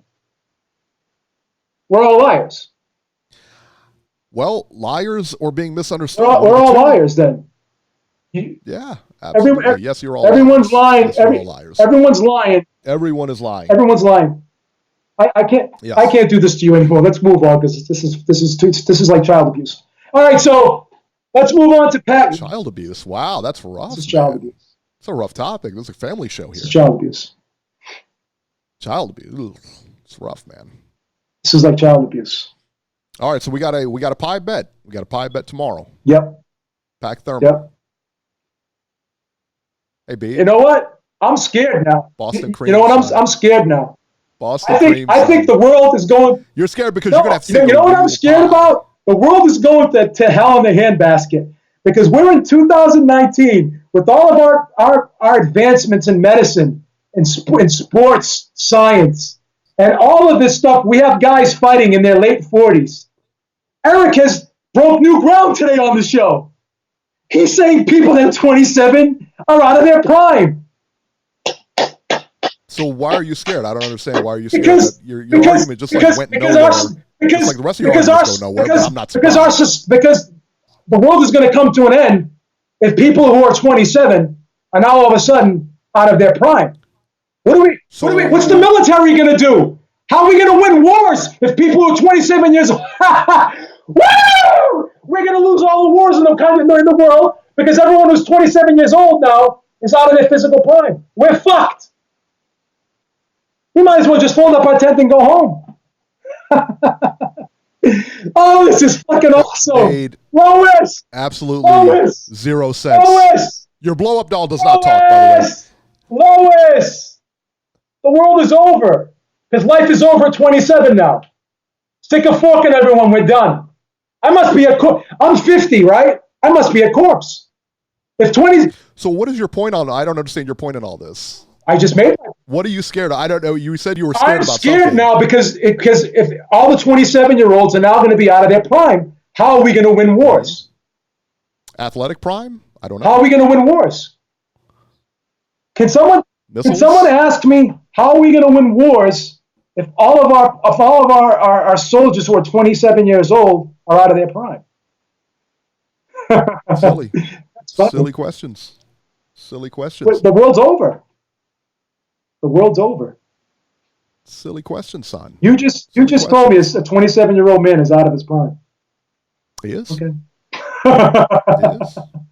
He is. Not much I can do about it. He can't win a fight. He's out of his No, prime, he's right? not a good fighter anymore. Not a good fighter anymore? No, never was. Why? Why is he not a good fighter anymore? Because people figured out his style. The blueprint. Everybody did. The blueprint is out. So basically, if someone figures out your style, then automatically you're out of your prime. So when you lose, you're out of your prime. Because No. when you're no longer an effective fighter anymore, When you're no longer effective. did he lose? Yeah, you're out of Did your he prime. lose because he's out of his prime? You're out of your prime boxing No, career. did he yes. lose because he's out of his prime, or did he lose because he fought better fighters than he fought before? He moved up in competition. He fought better. He moved up in weight. He moved up in competition. He fought better fighters. And when he stepped up the competition, he got exposed. So, did he fight any differently against those guys than he fought against the lower guys? No. A guy who's out of his prime, you know when a guy's out of his prime? When he can't see the punches coming anymore, when his reflexes are shot, his punch resistance is gone. Have you seen any of those things in Adrian Broner? Listen, we're not going to exhaust this again. Because you lost the argument. You feel the way you feel about Adrian Adrian Broner. okay. I feel the way I feel about Adrian Broner. Once again, he runs away from the question. I'm not running away from the question. Is Adrian Broner's reflexes dulled at all? Yes or no? Yes. Yes, they have. Go watch his His fights. reflexes have dulled. Go watch his fights. Go watch his fights when he won his first world title. Go watch his Yeah, last who did he fights. win his first? Tell me they Who did he haven't win his dulled. first world title against? You tell me they haven't They dulled. haven't. Who did he win his first title? Who did he win his title against? Go watch. Who did he win his first title against? Go watch. I'm not on the trivia show. Beating the odds with Beeb is Sunday. Beat the Beeb is Who did Sunday. he win his first title against? Worry about Nacho. Maybe I'll put that as a question. Who did he win his first title against? That guy. The guy, was he as good as the guy was he as good as Marcos Maidana? No. You do know. You do know. I don't know. And this is why you lose debates, because I explain myself while you say But I tell you what. Wait. I'll tell You what. don't have an opinion on anything. So if you don't have an opinion on anything, and if you can't, I've got plenty of opinions on things. Your opinion is. You know what I don't lose? Your opinion is I don't. That's what I don't. Your lose. opinion is I don't know. So we're gonna find out tomorrow. Beeb's gonna put his money He where his looked mouth better. is. He looked better. So what happens when Pacquiao loses? Then I take the pie. Because you're the odds guy. Then I take you're the pie. odds guy. You're the big champ. Then I take You're the the big pie. guy around here. So what happens? Thank you, Eric. I didn't know you put me on that such high pedestal.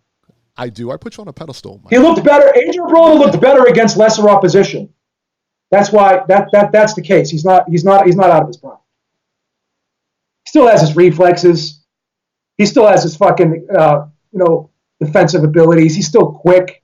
He can still run as fast now as he did when he's probably in better shape now, physically, probably stronger, probably better, has more explosiveness now, probably a harder puncher now than he was at 130. So that's my argument. Georgie will find the video too, because Georgie, I apologize. Good luck. I apologize to Georgie because I accused him of saying something, and he showed me the video where he said the opposite, and I apologize to him. Good luck. People who say I don't know, they're just afraid to have an opinion. They want to sit on the fence. I'm not a fence sitter. Yeah. So Vincent, you're going to take an L tomorrow. That's what I know. Vincent Rodriguez. You're going to take an L tomorrow. Vincent Rodriguez. Taking an L tomorrow. So Eric thinks Marcos Maidana is just as good as Vincent Rodriguez. Yeah, he's just as good.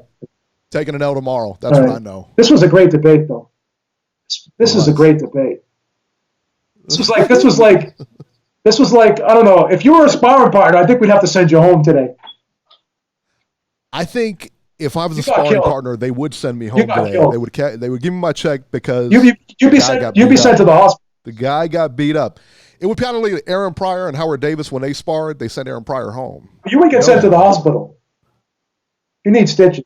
No, pretty sure I would. Let's take a poll in this chat. Who's right, me or Eric?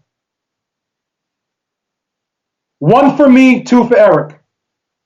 Let's take a poll. 1 for me, 2 for 1 for me, 2 for Eric. It's the only way we can judge it.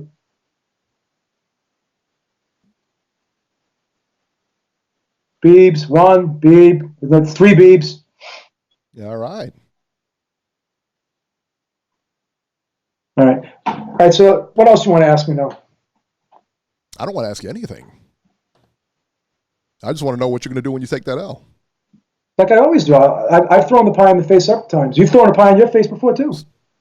That's right. That's right. But I throw a real pie in my face. I'm going to grab Nani's chain right here. Put the camera on.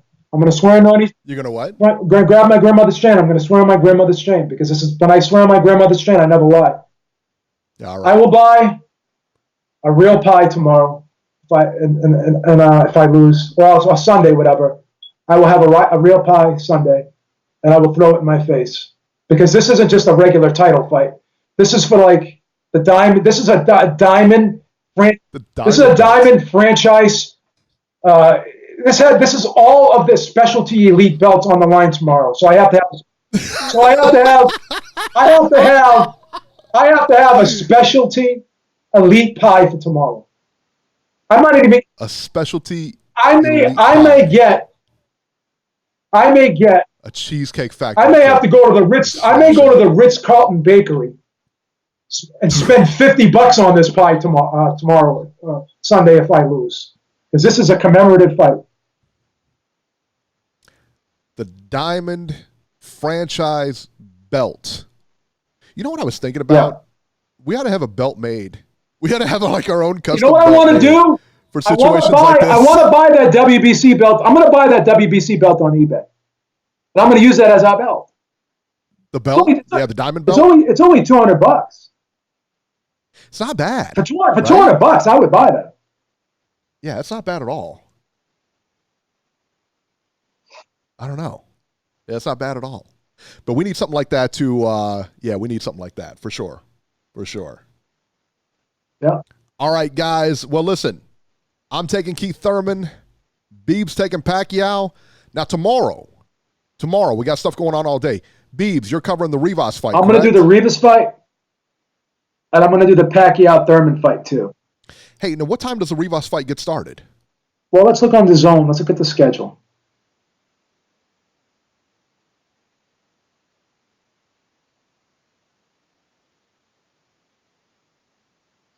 I want to say it's probably around 5. I'm guessing. Now the fight's probably going to start about 2. So that card's probably going to start about 2. Basically, the zone shows let's see when the card starts. So if the card starts, like you said, the card starts actually at 1. I'm thinking the fight's going to come off probably, like you said, around 5. Yeah. I mean, you're welcome to join. If you can't join, that's fine. Yeah, I might jump on there. Yeah, I might jump on there because that's a fight. I mean, we're definitely going to watch it. Yeah. So that's on at 5, and then the pay-per-view. I want to say it starts at 9. The Fox pay-per-view will start at 9, but then they got the cards leading into it. So don't forget that starts at 9. Yeah. And will Fox Sports 1 do the prelims? Yeah, I believe so. It's either going to be Fox Sports 1 or it may be regular Fox. I haven't checked. Probably regular Fox will do the prelims. And once again, I'm gonna. But you know what? Go ahead. I'm sorry. I've been interrupting you all day today. No, I feel go ahead. bad when I interrupt you. But they're doing crazy promotion for this. This may be like this could break the 400,000 that he did for Broner. Because they're really doing a good job, Fox. I was watching Fox all week. Every show, they have a Pacquiao banner at the bottom of it. It's huge. I mean, it really is. I mean, it's huge. People don't realize that Fox is a huge, huge, huge platform. They really don't. It's a big one. And, I mean, Pacquiao draws a lot of water, too. I mean, he's got a lot of fans. He's got a lot of, What do you do you think the pay-per-view breaks 500? Well, D-Style works for Dish. And he's saying right now, Beeb, I'm busy at work because of this. He's saying it's really a lot of times he's pretty accurate with that. I think it does 500,000. That's my pick. That's my pick. That's insane, man. That's a lot. And I'll tell you why. Somebody said 650 earlier. They thought it was going to break 650. Well, go ahead. Yeah, why? I'll tell you why. Because the Broner fight did 400. but people didn't really know how good Pacquiao was. Now you have a story. Now you're like, wow, Pacquiao's 40 and he still has it. So now people are going to kind of want to see Pacquiao more because now we have some shades of the old Pacquiao that used to do 1 million pay-per-view buys. We're closer to that Pacquiao than we are to that Jeff Horn Pacquiao, perception-wise. Because the perception was going into the Broner fight, does he still have it? This may be a shit fight because Broner doesn't throw a lot of punches. Pacquiao may not have it. Pacquiao threw a lot of punches the last fight. Keith Thurman slipped enough, but it's still odds-wise, this fight is like on paper. Pacquiao's the favorite in this fight. You know that, right? He's like a plus 150. He's like that's still pretty good. I mean, that's still pretty close. But he opened up like what is Thurman? He opened up as the underdog, and now he's the favorite. Yeah, that doesn't surprise me though. What is Thurman? Let's look at the odds for this.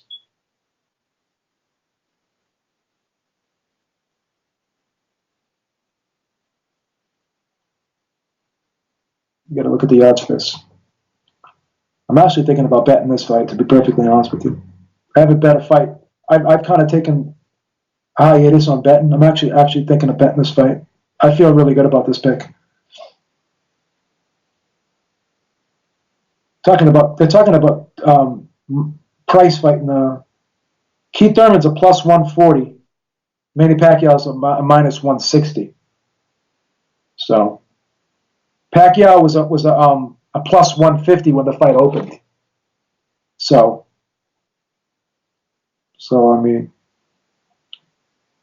this Figueroa fight versus Ugas is a good fight too. Ugas is a huge. What's the odds on that one? Yeah, that was the interesting one for me. You won't even believe the odds on this. What do you think the odds? Take a guess. I think Figueroa's favored. Oh my fucking God! You couldn't be more wrong. Really? Because I think Ugas is going to win that fight. I think that's a big one for him. Again, because they know what people know. The odds are based on us. Omar Figueroa is a plus 390. He's a huge underdog. Really? Yes. That much of an underdog? Yes. He's a huge fucking underdog. Wow. What do you think? No, I didn't expect that. What do you think Payano is? Payano's a huge underdog. Yeah, he's a plus 1,500. I was going to say 16. I was going to say 600. Okay. And you could, this is perception because these odds are shifting because of people betting on these fights. That's how the odds are. Oh. Money's going on. I meant to check. You know what? I meant to check that out too because I want to see if Payano made the weight. It doesn't say. At least I can't find it anyway. Yeah, Payano was over by a half a pound. Or not Payano, but Neri was over by a half a pound. I can't believe that. I know, that never happens. I mean, he's always professional, always comes on weight. I don't get it. Has that guy ever came in on weight? The WBC actually suspended him because he was missing weight too much. They wouldn't let him fight. They put him on a suspension for a little while. That's crazy. I remember that, yeah. I'm going to be honest with you. I am so fucking excited for tomorrow. It's crazy. It's a great card. You know what they've done though, but more than they put together a good card, and that's number one. Because when you and I look at pay-per-view, you and I buy anything. But yeah. When we talk about pay-per-views, we want to see a good card lined up. Like when you buy a top-ranked pay-per-view, those cards are wood, man. They suck. Yeah. They're terrible, So you want to have a good pay-per-view and everything like that. You want to be able to at least, have a good purchase at least. You know what I mean? Even if the main event sucked, at least you had some good fights on the undercard. But they've also done a really good job for the casual fans making a story out of this fight. You know what I mean? Manny Pacquiao's the old guy, but he's still got it. Keith Thurman is the young lion. And they've all but you know what? I tell you what, though, we were talking about Keith Thurman being the champion. And while none of us really think that he's the guy at welterweight. We'll put it that way.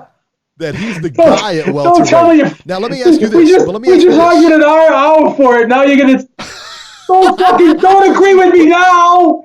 Don't agree with me now. Let's see what this fucking kid just said. I'm not agreeing with you. I'm asking you a question. Just did. Let me ask you this. Oh, my God. He's agreeing with me. You're still talking. I'm sorry. Okay, but look. Maybe. Okay, but look. Drive me crazy. If he beats Pacquiao, is he the money man in the division? No. What? No. Really? No. Oh, I don't know about that. Errol Spence is the money. Is good. Errol Spence. I don't know that Errol Spence is the money. He will be. He will be. I'm talking about tomorrow. Yeah, I still think Errol Spence will be. I'm sorry. That's just my opinion. Do you think that Errol Spence is the money man over Keith Thurman? Yes. No, I don't think so. Nobody thinks Keith Thurman is better than Errol Spence, Eric. Keith Thurman is the money. I think Keith Thurman will be the money man if he wins this fight. I think that they'll have to come to him, and he will be the A side in those fights. No. Because to me, that's what determines the money man. If you're the A side, then you're the. He won't be. I don't think he'll be the A side, Eric. I really don't. I don't know. I don't. I think he might be. Man. I think that every other welterweight is going to be calling his name after tomorrow night if he beats Pacquiao. No. They know that kind of makes you the guy. He already came out and said he's not going to fight any other champion for the rest of the year until 2020. Let me tell you what. I think that's, the fact that he's not going to fight any other champion until 20. I would push it past 20 to 2021. He's not interested in fighting Crawford. He's not interested in fighting Spence or anybody else. Well, then that just goes against your argument because people aren't behind this guy, Eric, because of number one, he's so fucking corny. He's the corniest motherfucker on 2 feet. Can we agree on that? He's corny. When he talks, he's a corny. Yeah, I agree with. I don't like him. Listen, man. I'm not a big Keith Thurman fan. Now everyone's pissed off when he does interviews and says he doesn't want to fight Spence, Crawford, or any other champion until 2020. So all these things are not gonna let people get behind him, Eric. People are gonna get behind. People are gonna get. Yeah, it's gonna mean something. I'm telling you, it's gonna mean something, Eric. Because no, that's not what I was going to say. What I was going to say is, do you think? I mean, it's July. Do you think he fights again before the end of the year, or do you think he just Keith Thurman's it and waits till next year? I think he may take the rest of the year off. I think so. Because I think that's a very good possibility. Because this is the second fight. I think we can agree on one thing: whether you pick him to win or not, you picked him to win tomorrow. Do you think it's going to be easy? No. You said you picked. No, I don't think it's going to be. So easy. Even if he does win, it's going to be a taxing fight. I think. I think so. Yeah, I think listen, both guys got their hands full tomorrow. I don't think there's any question about that. I think both guys got their hands full tomorrow. Yeah, I don't. I know what you're saying. You're saying because Pacquiao's a legend and all that, but I don't know. I think Spence is going to be the man in this division. That's just my opinion. Who do you think? Who is the money man of the division now? It had to be Pacquiao, right? Pacquiao is. Yeah, Pacquiao's the man. Pacquiao's the man. They know. But if Thurman beats Pacquiao, doesn't necessarily make him the man. No, because his unwillingness to be in big fights will affect that, Eric. In my opinion. Yeah. In my opinion. Well, listen. He's fighting. What is it? Spence fought Garcia, and he's fighting Porter next. Those are two big fights. Those are big fights. Spence may get the winner of Crawford. Spence. If Pacquiao wins, I'm going to be honest with you. He may fight Spence. Yeah, I think you know what? Just because of, like I said, man, if Pacquiao wins the fight tomorrow, I think he will fight Spence. And I'll tell you something else. There was a fear of Errol Spence hurting Manny Pacquiao and destroying him, right? That there was a fear out there. A lot of boxing fans if he fights him, he's going to get hurt. He's going to get destroyed. Spence is going to kick the shit out of him and beat him up. But now people can look at that Errol Spence Mikey Garcia fight, and they can Team Pacquiao can look at that fight, and they can say, you know what, Spence is still a tough guy. He's dangerous. Don't get me wrong, but if Garcia can go 12 with them, Manny Pacquiao can go 12 with them. And if we lose, we may lose, but maybe we won't get damaged in this fight. like the perception was before. So, in other words, I'm going to tell you what, I'm going to say something that is going to be very controversial, but I think it makes all the sense in the world. The best thing that could have happened to Errol Spence versus Mikey Garcia is that he didn't knock him out. No, I would go along with that. Now, yeah, he looked, because now he showed a different wrinkle. He looked like fucking Sugar Ray Leonard in there. Yeah. Okay? That was beautiful. But now, people won't be like, oh, well, we can, I'm not going to get destroyed against this guy. You know? Yep. He's not the boogeyman like we thought. If a guy moving up in weight like Mikey Garcia can go 12 with him, then how can I, a full-fledged welterweight, not go 12 with him? I may lose, but you know what? They pay me enough. Big money fight, whatever.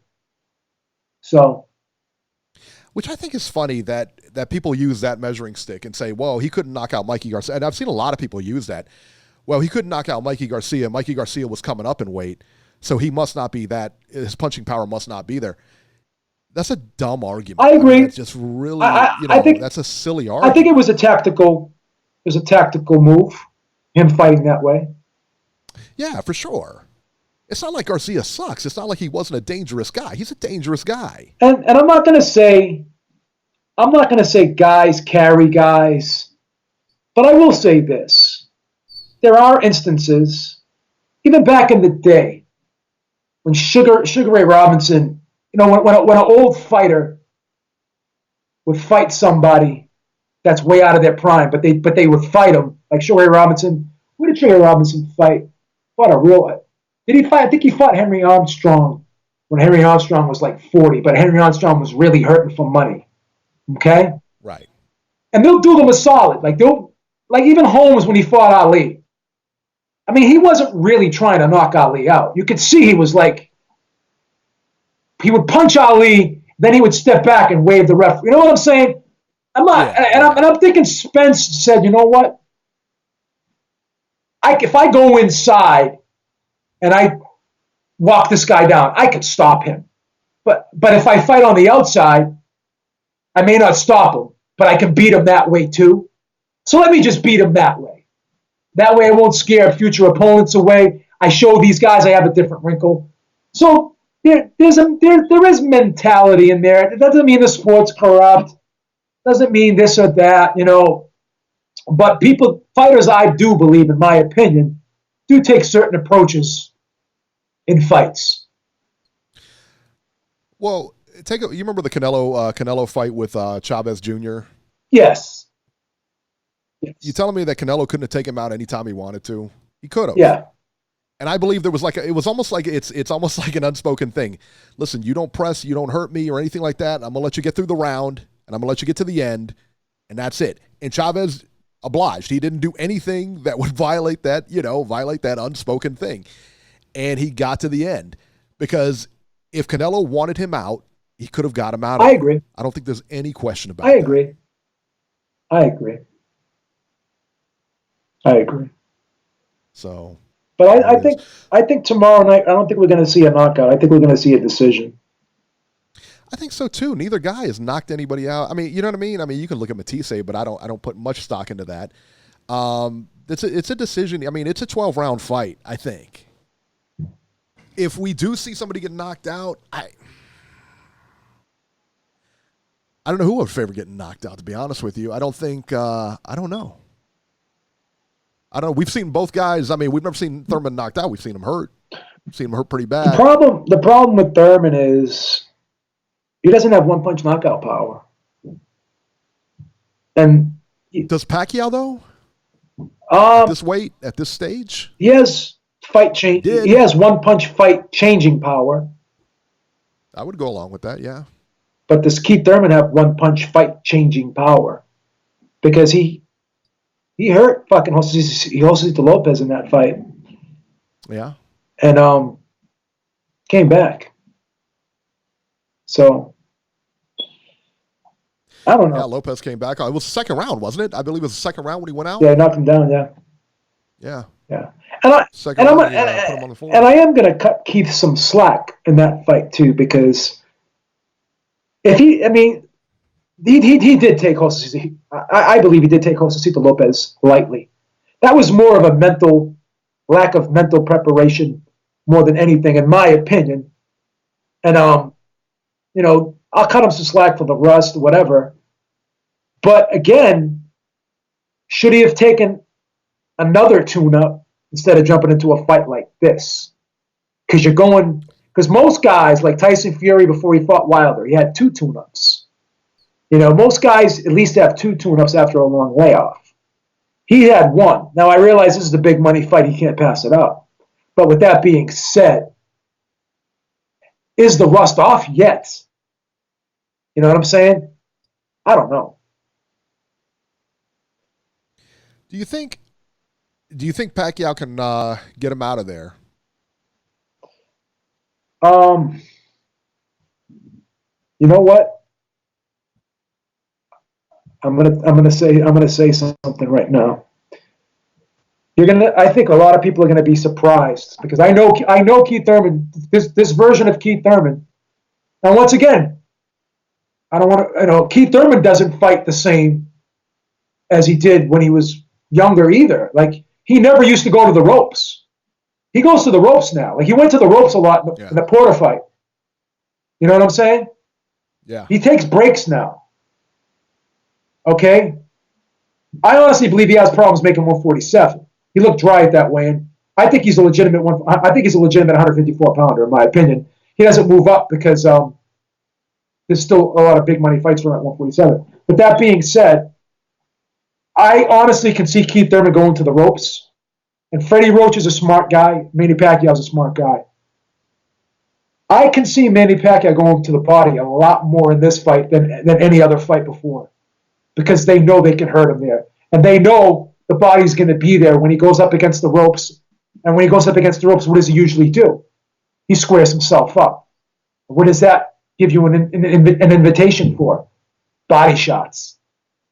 So I could see there is a scenario in the back of my mind that I can see playing out where he may go back to the ropes and he may not even be hurt.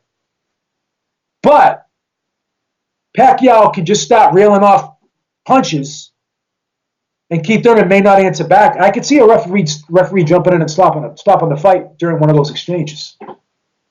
Okay. That's not out of the realm of possibility here. Because Jeff USC Trojans. Oh, I'm sorry. Go ahead. No, go ahead. You can shout him out, and then I'll just make my point after. USC Trojans Own. Thank you so much. We appreciate it. Because Jeff Horn was so close to getting stopped in that fight. He was so lucky it was at the end of the round. Because he was really hurt in that fight. I remember that. He was really hurt in that fight. And Pacquiao, if you go to the ropes against Pacquiao, that is the worst thing you could do against Manny Pacquiao. Watch when guys go to the ropes against Pacquiao. De La Hoya did it. Cotto did it. Mosley did it. He just carves you up. He carves you up. So. Well, Broner went to the ropes on him. Yeah, Broner went to the ropes on him. And that's when he almost got stopped when he went to the ropes. 7th round, yeah. I think that was. You see when he went to the ropes? Pacquiao sliced him up, and then he had that left hand. Exactly. And then as soon as he heard him, what did Broner do? He jumped out, gave him like a flying fucking bear hug, because he knew he was fucking hurt. So, here's something else you got to realize about Thurman too. He loops his punches. He doesn't throw straight punches. He throws his punches wide. And Pacquiao throws punches straight down the middle. I'm telling you, this is a good style matchup for Pacquiao. I'm telling you. I don't think Pacquiao can stop him. I'll put it that way. I don't think Pacquiao stops him. I don't think Pacquiao gets him out of there. I don't think he will, but I don't think it's impossible. Man. Obviously it's not impossible. They both got gloves. I mean, nothing's impossible in there. Especially when you're throwing hands at each other. I would say this. I would say that Thurman would stop Pacquiao before Pacquiao could stop Thurman. I don't think so, because Pacquiao needs. I mean, like I said, you need a good right hand to stop Pacquiao, and I don't think Thurman has it. I don't know, man. He's a big guy. I mean, he's a big guy. He knows how to punch. He can punch. He's got power. I mean, it's not like he doesn't have power. He can hurt you. You know what? You know what's crazy though? I still think Pacquiao's a lot faster than him. I'm so excited for this. I don't think he's a lot faster. You know what? I would give him this. You know, how crazy is it at 40 years old we give him the speed advantage? You know what? But Eric, it's not necessarily just about his physical attributes, but it's the way he punches. His punches get there faster than Keith Thurman's because he throws such short, straight, slicing, dicing type punches where Keith Thurman loops everything. The straight punch is going to get there first. So he's more of an efficient puncher than Keith Thurman, in my opinion. So, and here's something else. There is no VADA for this fight. I was just about to ask you that. Now, there's no drug testing at all, just commission drug testing. No. I don't think it matters. You know what? I'll be honest with you, man. I never bought into the whole pack is juicing thing. I did. I never did. I never bought into it because there was absolutely zero proof.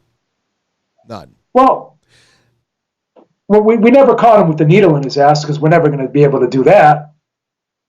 So our proof could be the size of his head. Our proof could be at a featherweight.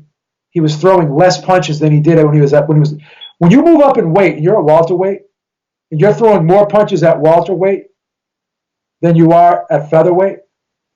That's telling. That's telling to me. I don't know.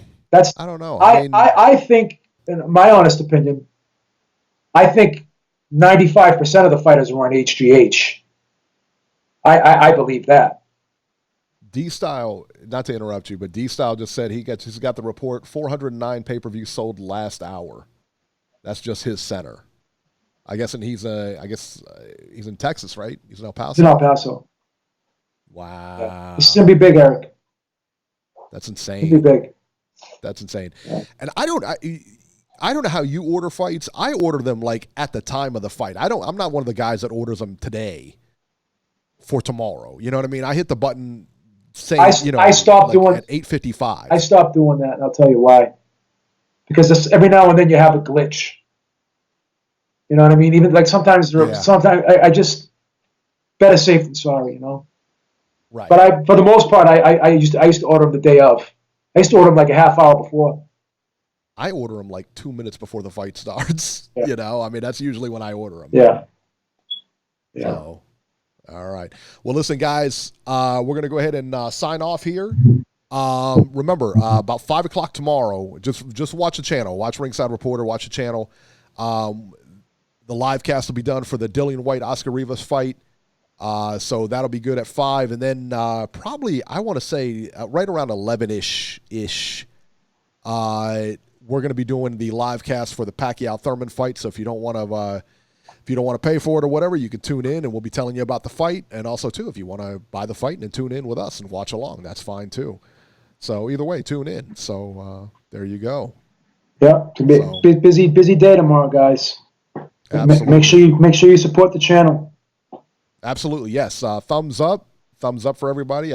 Make sure if you're on here, you're watching, you like what we're doing, give us a thumbs up. And I'm going to look forward to Thurman being crowned the belt holder tomorrow. So there you go.